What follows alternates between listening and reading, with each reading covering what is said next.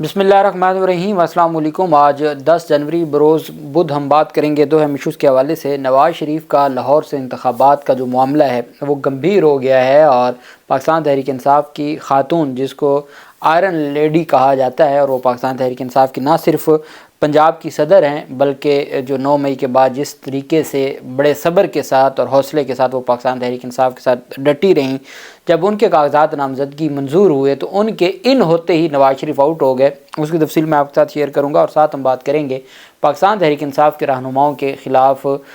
जो रिटर्निंग अफसरान के फ़ैसले थे वो आज चूँकि आखिरी दिन था, जो ट्राइब्यूनल के फ़ैसलों का, उसमें जो अहम पेशरफ सामने आई है उसकी तफसील भी मैं आपके साथ शेयर करूंगा। और साथ हम बात करेंगे इस्लामाबाद हाई कोर्ट का एक बड़ा अहम फ़ैसला सामने आया है, उसकी तफसील भी मैं आपके साथ शेयर करूंगा। सबसे पहले तो मैं आपको बताता चलूं कि पाकिस्तान तहरीक इंसाफ के जो सीनियर रहनुमा हैं शाह महमूद कुरैशी और उनकी जो फैमिली है, उन्होंने लाहौर हाई कोर्ट में पिटीशन फ़ाइल कर दी है। 3 रुकनी बेंच है जो अब इन ट्राइब्यूनल के फ़ैसलों के ख़िलाफ़ अपीलें सुनेगा। वो अपील नहीं होगी, रिट पिटीशन होगी। अली बाक़ी नचवी साहब की सरबराही में 3 रुकनी बेंच है, जस्टिस शाहिद बिलाल हसन और जस्टिस जवाद हसन साहब। उसमें जो पहली पिटीशंस दायर हुई हैं वो पाकिस्तान तहरीक इंसाफ के सीनियर रहनुमाओं की, शाह महमूद कुरैशी की, सनम जावेद की और हमाद अज़हर की, ये दरख्वास्तें दायर हुई हैं। अली बाक़ी नचवी की सरबराही में हाई कोर्ट का 3 रुकनी फुल बेंच शाह महमूद कुरैशी की जानिब से 3 हलकों में कागजात मुस्तरद करने के ख़िलाफ़ दरख्वास्त की समाअत करेगा। शाह महमूद कुरैशी की हल्का PP 218, NA 150 और 51 से कागजात मुस्तरद हुए थे। सनम जावेद ख़ान जो मरीम नवाज़ के मुकाबले में इंतखाबात के लिए जिन्होंने अपने कागजात नामजदगी जमा करवाए थे, उनके कागजात भी, और इसी तरीके से हमाद अज़हर के जो कागजात नामजदगी हैं उसके हवाले से भी अपीलें दायर कर दी गई हैं। पाकिस्तान तहरीक इंसाफ की जो चौधरी ख़ानदान है उनके ना सिर्फ कल रावलपिंडी की लाहौर हाई कोर्ट के रावलपिंडी बेंच से, जो रावलपिंडी का इलेक्शन ट्राइब्यूनल है, वहाँ से कागजात नामजदगी मुस्तरद हुए थे, और आज लाहौर से भी गुजरात की जो सीटें थीं वहाँ से भी कागजात नामजदगी मुस्तरद कर दिए गए हैं अदालत की जानिब से। लाहौर हाई कोर्ट ने आज फ़ैसला जारी कर दिया है। इसमें साबिक़ वज़ीर आला पंजाब परवेज़ इलाही के जो कागजात नामजदगी थे,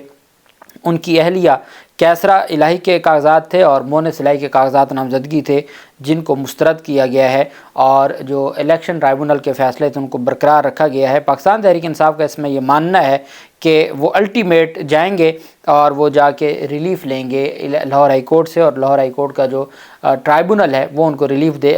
ट्राइब्यूनल के फ़ैसले के ख़िलाफ़ लाहौर हाई कोर्ट का जो फुल बेंच है वो उनको रिलीफ़ देगा। और पाकिस्तान तहरीक इंसाफ की जो सीनियर क़यादत है उन्होंने दरख्वास्तें दायर करना शुरू कर दी है। कल पहली दरख्वास्तों पर शाह महमूद कुरैशी, हमाद अज़हर और सनम जावेद की दरख्वास्तों पर लाहौर हाई कोर्ट का ये 3 रुकनी बेंच समाअत करेगा। पाकिस्तान तहरीक इंसाफ के सरबराह इमरान खान के लाहौर से भी और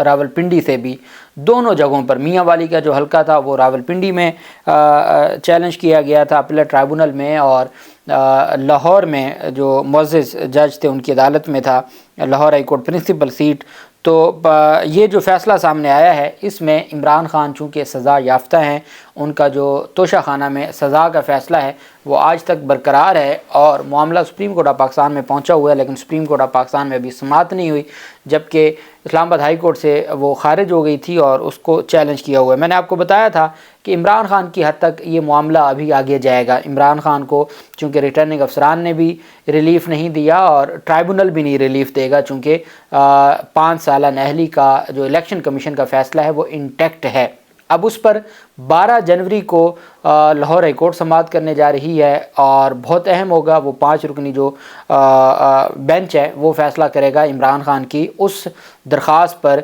जो 8 अगस्त का नोटिफिकेशन है इलेक्शन कमीशन का, जिसमें कहा गया था कि 5 अगस्त को इमरान खान को तोशा खाना में सज़ा दे दी गई है। इस वजह से 8 अगस्त को नोटिफिकेशन जारी किया गया था कि इमरान खान 5 साल के लिए इंतखाबात लड़ने के लिए नाअहल हैं। वो चैलेंज किया था, उस नोटिफिकेशन को, स्पेसिफिकली नोटिफिकेशन को चैलेंज किया था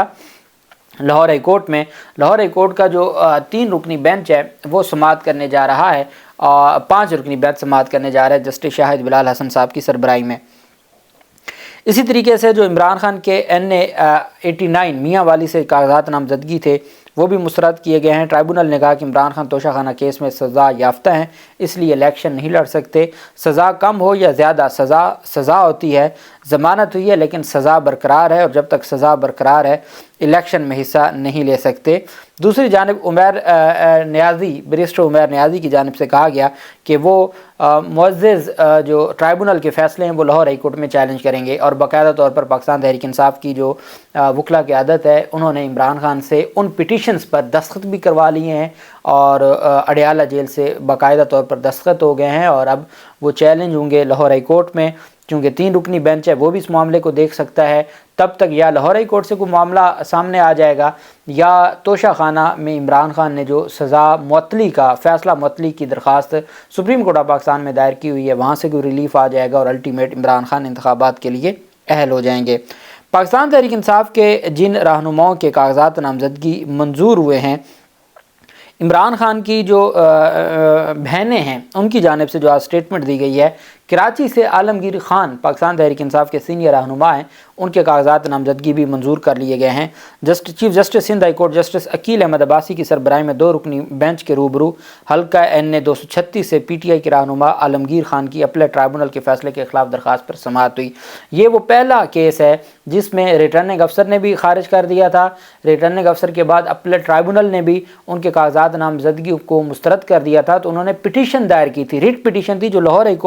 سندھ ہائی کورٹ میں دائر کی تھی۔ چیف جسٹس کی سربراہی میں 2 رکنی بینچ تھا جو سماعت کر رہا تھا۔ عدالت نے PTI رہنما عالمگیر خان کی درخواست منظور کر لی، اور الیکشن ٹرائبونل اور ریٹرننگ افسر کا جو فیصلہ اس کو کالعدم قرار دیتے ہوئے NA 236 سے الیکشن میں حصہ لینے کی اجازت دے دی، اور یہ ایک بڑی ڈیولپمنٹ ہے، اور یہ پہلا پاکستان تحریک انصاف کے رہنما کا کیس ہے جو ریٹ پٹیشن دائر ہوئی۔ اپیلٹ ٹرائبونل کا پہلا فیصلہ جو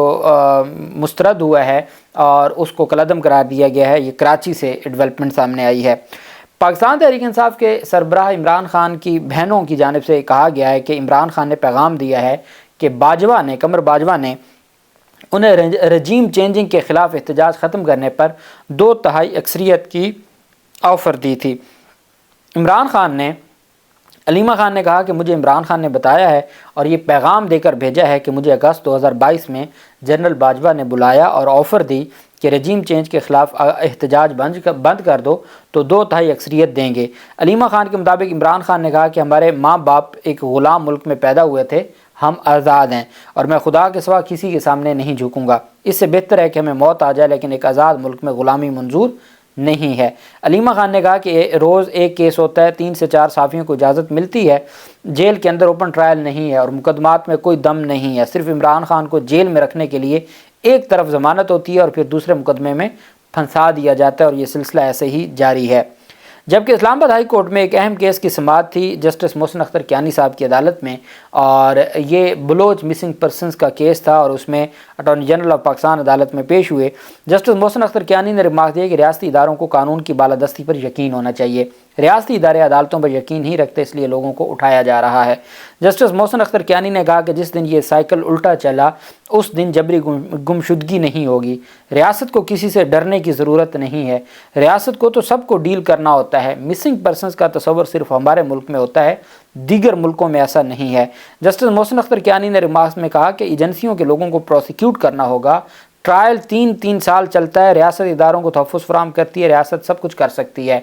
منصور عثمان عوان اٹارنی جنرل نے عدالت کو بتایا کہ درخواست گزار ایمان مزاری نے لاپتہ بلوچ طلبہ کی فہرست فراہم کی، لاپتہ طلبہ میں سے 9 کو ریکور کروا لیا گیا جبکہ 15 کو ریکور کروانے کی کوشش کر رہے ہیں۔ محسن اختر کیانی نے اٹارنی جنرل سے کہا کہ آپ کے مطابق 15 بلوچ طلبہ لاپتہ ہیں، اعلیٰ ترین دفتر کو بیان حلفی دینا ہوگا کہ آئندہ کوئی جبری گمشدگی نہیں ہوگی، جس پر اٹارنی جنرل کا کہنا تھا کہ وفاقی حکومت نے سپریم کورٹ میں بیان دیا ہے کہ اب کوئی جبری گمشدگی نہیں ہوگی۔ جسٹس محسن اختر کیانی نے استفسار کیا کہ وفاقی حکومت نے یہ بیان حلفی دیا تو کیا وفاقی حکومت جبری گمشدگیوں میں پہلے ملوث تھی اور اب آپ نے تسلیم کر لیا ہے؟ اٹارنی جنرل نے جواب دیا کہ وفاقی حکومت نے اب اور مستقبل کے لیے بیان حلفی دیا ہے، حکومت کا جوڈیشل سسٹم پر اعتماد ہونا چاہیے، خود کو قانون سے بالا تر ہونے کا تصور ختم ہونا چاہیے۔ جسٹس محسن اختر کیانی نے کہا آج آپ کچھ نہ کریں مگر وقت آئے گا کہ ریاستی اداروں کے خلاف کارروائی ہوگی، چونکہ ہر چیز کی ایک حد ہوتی ہے۔ اور محسن اختر کیانی صاحب نے بیان حلفی مانگ لیا کہ بیان حلفی جمع کروایا جائے کہ ریاست جبری گمشدگیوں میں ملوث نہیں ہوگی اور کسی کی جبری گمشدگی نہیں ہوگی۔ دوسری جانب پاکستان تحریک انصاف کے جو رہنما ہیں اس میں جو بڑی پیش رفت سامنے آئی ہے، پاکستان تحریک انصاف کے رہنما اعظم خان نیازی جو یہ نیازی ایکسپریس ہے، وہ علی امتیاز وڑائچ اور لاہور سے پی ٹی آئی رہنما میاں محمود الرشید کی اپیلیں منظور کر لی گئی ہیں اور وہ انتخابات لڑنے کے لیے اہل قرار دے دیے گئے ہیں۔ اسی طریقے سے جو پاکستان تحریک انصاف کی خاتون رہنما ہیں جو عمران خان کے مقابلے میں نواز شریف کے مقابلے میں انتخابات میں حصہ لے رہی ہیں، وہ ہیں پاکستان تحریک انصاف کی ڈاکٹر یاسمین راشد۔ ڈاکٹر یاسمین راشد کی NA 130 سے نواز شریف 2 حلقوں سے انتخابات لڑ رہے ہیں، ایک NA 130 لاہور سے اور دوسرا مانسیرہ سے۔ مانسیرہ میں ان کے مقابلے میں اعظم سواتی تھے جن کے کاغذات نامزدگی مسترد ہوئے اور وہ الٹیمیٹ ان کو پشاور ہائی کورٹ میں ریٹ پٹیشن میں ریلیف مل جائے گا۔ یہاں ان کے مقابلے میں تھیں جو آئرن لیڈی پاکستان تحریک انصاف کی وہ، اور ڈاکٹر یاسمین راشد کا جب وہ مقابلے میں آ گئیں اور وہ انتخابات کے لیے اہل ہو گئیں اور ان کے کاغذات نامزدگی منظور ہو گئے، تو کوئی سوچ سکتا ہے کہ نواز شریف ڈاکٹر یاسمین راشد سے انتخابات جیت سکتے ہیں؟ کسی صورت نہیں۔ ایک تو پاکستان تحریک انصاف اور بلہ، دوسری جانب ڈاکٹر یاسمین راشد کا اپنا بہت بڑا ووٹ بینک ہے لاہور میں، اور وہ تگڑے طریقے سے، اور آج مسلم لیگ نون یہ سمجھ بیٹھی ہے کہ لاہور سے نواز شریف آؤٹ ہو چکے ہیں، لاہور میں نواز شریف کی جگہ نہیں ہے۔ انہوں نے بڑا زور لگایا، پوری ٹیمیں، جیسے وہ صنم جاوید کے والد کہتے ہیں نا کہ صنم جاوید کے مقابلے میں 60 وکلا کی ٹیمیں مریم نواز بھیجا کرتی ہیں، تو یہاں بھی یہی صورتحال تھی، لیکن ٹرائبونل کی جانب سے یہ بڑا فیصلہ آیا ہے۔ ڈاکٹر یاسمین راشد کی اپیل منظور کرتے ہوئے انہیں NA 130 سے نواز شریف کے مد مقابل الیکشن لڑنے کی اجازت دے دی ہے، اور اب نواز شریف آؤٹ ہو گئے لاہور سے، اور اعظم سواتی کے اگر کاغذات نامزدگی منظور ہو گئے ریٹ پٹیشن میں پشاور ہائی کورٹ سے یا سپریم کورٹ سے، تو نواز شریف مانسیرہ سے بھی جائیں گے، اور ان کے لیے معاملات بڑے خراب ہوتے جا رہے ہیں انتخابی حوالے سے۔ اللہ پاک پاکستان کا حامی و ناصر ہو۔ بہت شکریہ۔ اللہ حافظ۔ پاکستان زندہ باد۔